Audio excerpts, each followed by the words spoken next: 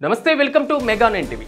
Cinema పరిశ్రమకి దాదాపు 22,000 కోట్ల నష్టం కలిగించిన పైరసీ దందాకు తెలంగాణ పోలీసులు పులి స్టాప్ పెట్టారు.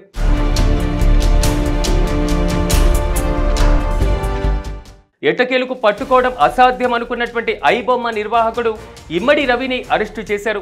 ఇది మామూలు అరెస్టు కాదు. ఎందుకంటే ఐబొమ్మ నిర్వాహకుడు ఇమ్మడి రవి కరేబియన్ దీవుల్లో సెయింట్ కిట్స్ లో ఉంటూ ఆన్లైన్ల ద్వారా ఈ దందాను నడిపిస్తున్నారు. సిసిఎస్ పోలీసులు ఫ్రాన్స్ నుంచి ఇండియాకు వచ్చిన ఇమ్మడి రవిని చాకచక్యంగా పట్టుకున్నారు. అరెస్టుతో పాటుగా అతని ఖాతాలో ఉన్న 3 కోట్ల రూపాయల డబ్బులను కూడా పోలీసులు సీజ్ చేశారు. రవి తన భార్యతో విడాకులు తీసుకొని ఒంటరిగా ఉంటున్నట్లు పోలీసులు గుర్తించారు.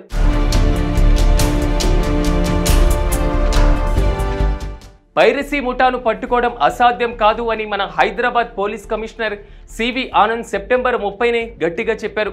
ఆ రోజే పైరసీ ముఠాను పట్టుకున్న తర్వాత త్వరలోనే ఐబొమ్మ నిర్వాహకులను కూడా అరెస్టు చేస్తామని ఛాలెంజ్ కూడా చేశారు. పైరసీ ముఠాను పట్టుకోవడానికి పోలీసులు దాదాపు 2 కోట్లను ఖర్చు చేసి అత్యాధునికమైనటువంటి పరికరాలను ఉపయోగించారంటే ఈ కేసును వాళ్ళు ఎంత సీరియస్ గా తీసుకున్నారో అర్థం చేసుకోవచ్చు.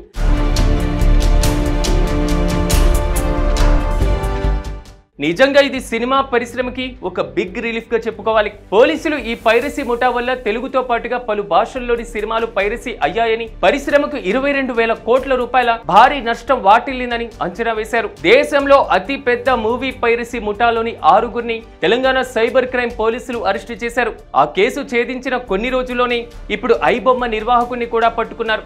మొత్తానికి పోలీసులు ఇచ్చినటువంటి మాటను నిలబెట్టుకున్నారు. పైరసీ దందాకు ఖచ్చితంగా పులి స్టాప్ పడినట్లే అని పరిశ్రమ వర్గాలు సంతోషం వ్యక్తం చేస్తున్నాయి.